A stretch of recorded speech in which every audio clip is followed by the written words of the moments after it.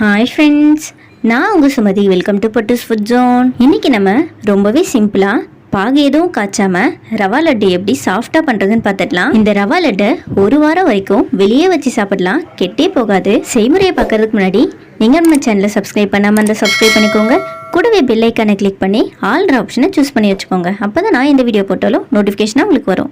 வாங்க வீடியோக்குள்ளே போகலாம். ரவா லட்டு பண்ணுறதுக்கு பேனில் 3 ஸ்பூன் அளவு நெய் சேர்த்துக்கலாம். ரவா லட்டுக்கு நெய் கொஞ்சம் தாராளமாக சேர்த்துக்கலாம், அப்போ தான் டேஸ்ட் ரொம்பவே நல்லாயிருக்கும். நெய் நல்லா உருகினதும் நம்ம கட் பண்ணி வச்ச நட்ஸை இது கூட சேர்த்துக்கலாம். நீங்கள் உங்களுக்கு விருப்பமான எந்த நட்ஸ் வேணாலும் சேர்த்துக்கலாம். நான் இன்னைக்கு பாதாம், முந்திரி, பிஸ்தா சேர்த்துருக்கேன். லைட்டாக ஒரு கோல்டன் கலர் வர வரைக்கும் நம்ம இந்த நட்ஸை ரோஸ்ட் பண்ணிடலாம். நெய் நல்லா சூடாக இருந்ததுன்னா நம்ம நட்ஸ் சேர்த்ததுமே டக்குன்னு கலர் மாறிடும், உள்ளே ஒழுங்காக வறுபடாமலே இருக்கும். நெய் உருகி வந்ததுமே அது கூட நட்ஸ் சேர்த்துட்டு மீடியம் ஃப்ளேம்லேயே வச்சு நல்லா வறுத்து எடுத்துடலாம். நட்ஸ் வறுந்து வர்றதுக்கு 2லேருந்து 3 நிமிஷமே கரெக்டாக இருக்கும். நல்லா வருந்ததும் இதை வெளியே எடுத்துடலாம். அதே நெய்லேயே 1 கப் அளவு சின்ன சைஸ் ரவையாக சேர்த்துக்கலாம். நம்ம நார்மலாக வீட்டில் உப்புமாவுக்கெல்லாம் யூஸ் பண்ணுவோம் இல்லையா, அந்த ரவை தான் கரெக்டாக இருக்கும், அதை எடுத்துக்கோங்க. நெய்யோட ரவை நல்லா மிக்ஸ் ஆகி வறுந்து வரணும். 2லேருந்து 3 நிமிஷத்துக்கு லோ ஃப்ளேமில் வச்சு ரவையை நல்லா வறுத்து விடுங்க. ரவையோட கலர் கொஞ்சம் கூட சேஞ்ச் ஆகக்கூடாது, பியூர் ஒயிட்லேயே தான் இருக்கணும். ஹை ஃப்ளேம்லேயோ மீடியம் ஃப்ளேம்லேயோ வச்சு வறுத்துறாதீங்க, டக்குன்னு கலர் மாறிடும். லோ ஃப்ளேமில் வச்சு 2 நிமிஷத்துக்கு மட்டும் வறுத்து விட்டால் போதும். ரவையோட ஸ்மெல் நெய்யோடு மிக்ஸ் ஆகி நல்லாவே வருது. இந்த ஸ்டேஜில் நம்ம இது கூட சர்க்கரை சேர்த்துக்கலாம். சர்க்கரையை அப்படியே சேர்க்க வேண்டாம், பவுடர் பண்ணி சேர்த்துக்கலாம். 1 கப் ரவைக்கு 1/2 கப் சர்க்கரை கரெக்டான அளவு. இதை ஒரு மிக்சி ஜாரில் சேர்த்துடலாம். சர்க்கரையோடவே ஃப்ளேவருக்காக 2 ஏலக்காவை தட்டி வச்சுருக்கேன், அதையும் உள்ளே சேர்த்துடலாம். நீங்கள் முழு ஏலக்காவை கூட சேர்த்துக்கலாம். இதை நைஸான பவுடராக இப்போ அரைச்சி எடுத்துகிட்டு வந்துடலாம். இப்போது நம்ம ரோஸ்ட் பண்ண ரவையோடவே இந்த சர்க்கரை பவுடரையும் சேர்த்துக்கலாம். கேஸ் லோ ஃப்ளேம்லேயே இருக்கட்டும்.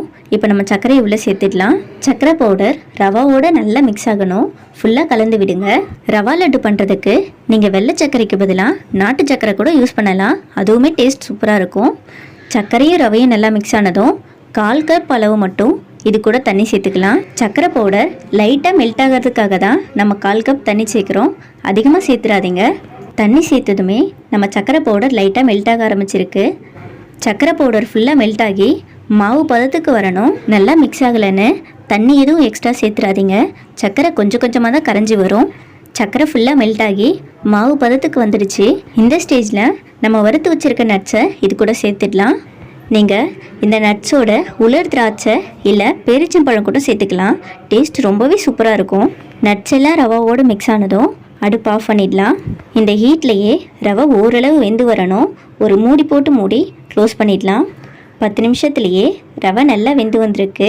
மூடியில் பாருங்கள் எந்தளவு தண்ணி இருக்குது.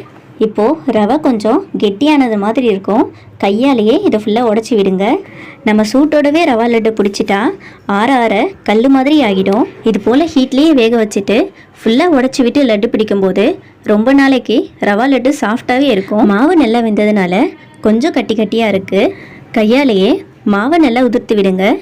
இந்த அளவுக்கு இருக்கணும். இதை இப்படியே நம்ம லட்டு பிடிக்க முடியாது, இது கூட சூடான தண்ணி 2 கரண்டி அளவு சேர்த்துக்கலாம். தண்ணி நல்லா சூடாக இருக்கணும், சில்லுனோ இல்லை லைட்டாக சூடாக இருக்க தண்ணியும் சேர்க்க வேண்டாம்.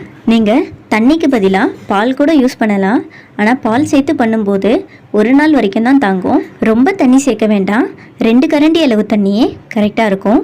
மாவு நல்லா பிசைஞ்சிட்டு கையில் நெய் இல்லை ஆயில் அப்ளை பண்ணிவிட்டு நம்ம லட்டு பிடிக்க ஆரம்பிச்சிடலாம். கொஞ்சம் கையில் ஒட்டுற போல தான் இருக்கும், நம்ம லட்டு பிடிக்க பிடிக்க கரெக்டாக வந்துடும். உங்களுக்கு எந்த சைஸ்க்கு லட்டு வேணுமோ அந்தளவுக்கு மாவு எடுத்து கையால் நல்லா அழுத்தி உருட்டுங்க. இந்த லட்டுவை நீங்கள் 1 வீக் வரைக்கும் வெளியே வச்சு ஸ்டோர் பண்ணிக்கலாம், கெட்டே போகாது. அதே போல் கல் மாதிரியும் மாறாது, ரொம்பவே சாஃப்டாக இருக்கும்.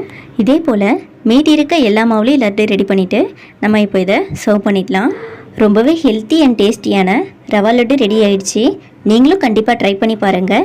உங்கள் ஃப்ரெண்ட்ஸ் அண்ட் ஃபேமிலிக்கும் இந்த வீடியோவை ஷேர் பண்ணி விடுங்க. வீடியோ பிடிச்சிருந்தா லைக் பண்ணிவிட்டு கூடவே நம்ம சேனலையும் சப்ஸ்கிரைப் பண்ணி வச்சுக்கோங்க. இதே போல் நாளைக்கு இன்னொரு வீடியோவோட நான் உங்களை மீட் பண்ணுறேன். பாய்.